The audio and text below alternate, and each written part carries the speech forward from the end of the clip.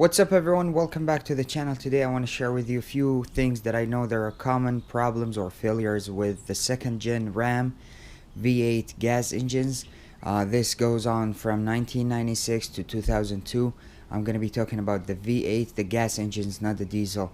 I have no experience with the diesel, and also the other things should apply to the second gen Rams in general. So let's get started. Okay, so starting with the engine here, I believe these engines are very good. They're very slow. They have low horsepower, but they are meant to work and be workhorses.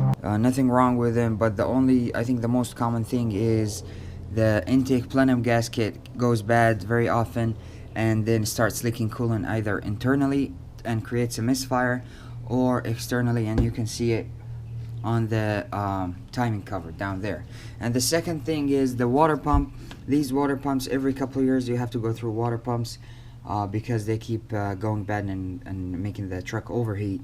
So you have to remove almost everything in here. Yeah, the shroud, the fan itself, and then you have to remove I believe the idler, and then you can remove the water pump.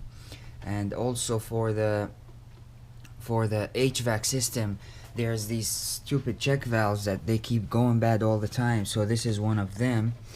I don't know if you can see it, and there's another one right there. So these keep going bad, and what happens is when you hit the gas hard, it just shuts the door in the dash, in the HVAC system. It shuts the door that controls the air, and then you get no air. So if you want to pass somebody on the highway, or you want to drive a little faster, or any of that stuff, you just when you hit the gas, it stops. So when you replace those, it should solve the problem. Otherwise, you can put a hole in the dash and then just use the door manually and just cut all these vacuum lines. So that's an easy fix. The intake plenum, it's kind of a job, but otherwise I believe these engines are very strong. We have dry weather here, so I haven't suffered this problem, but in other places where it's humid, these exhaust manifolds, they rust, and they create holes in the exhaust, and then you'll get an exhaust leak. And also they broke these studs if you come to replace them, so that's a pain in the butt to do if these studs are broken, or the bolts. So other than that, again, the engine is a workhorse, just the normal stuff. Every truck has its own quirks, but the big problem with these trucks are the transmissions. The transmissions are very problematic. The gearing ratios are just not right. The torque converters are crappy. This is a two-wheel drive.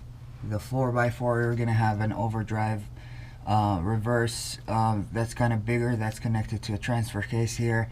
It's just a two-wheel drive straight to the drive shaft, as you can see here.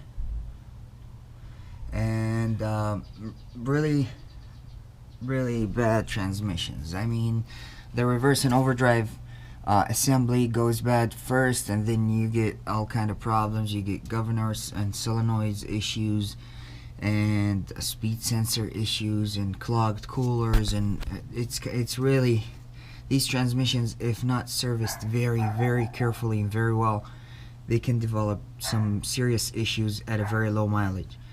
So I actually just made a video about this exact transmission, how it kind of grenaded and exploded at the highway without any pre-symptoms that would tell me, like slippage or jerks and stuff like that. Nothing.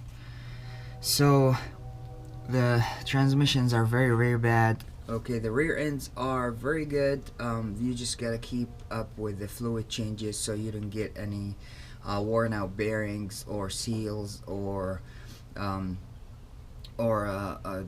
get a whine or something like that. So you gotta keep up with the service on the rear end, and it's a very good rear end. This is a 9.1 inch American axle, I believe, so it's a very good rear end assembly. Okay, so another issue with these trucks are the ball joints. The ball joints keep going bad. As you can see, this one's, the boot is torn. They keep going bad.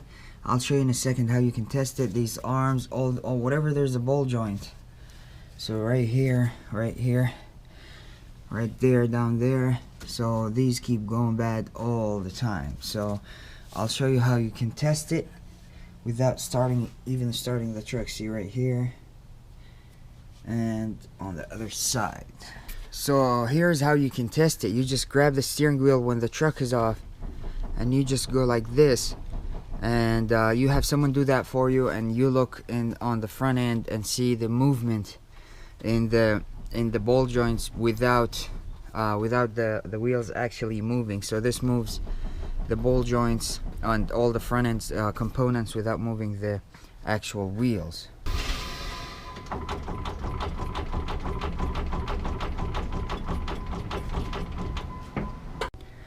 Okay, so to cover the interior, there's really nothing that goes really wrong with the interior other than the dash. The dash from the sun, it just it just puts holes in the dash cover here. So you can replace the cover, but if you want to get a cheap solution, just get one of these $15 dash mats, and just good enough for a work truck. Again, I talked about the HVAC issue, and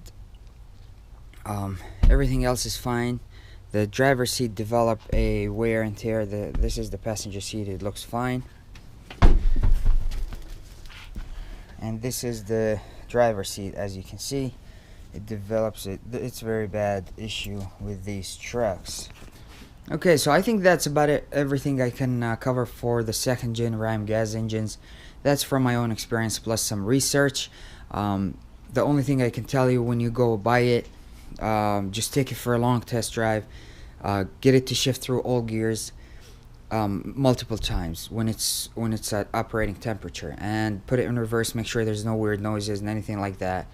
Hook up your OBD. Make sure there's no pending codes, and make sure you know, the cosmetic stuff is not as bad, but the transmission and the engine and the rear end, make sure it doesn't burn much oil, it doesn't leak coolant or anything like that. Look underneath it and you should be fine. You can get these pretty cheap.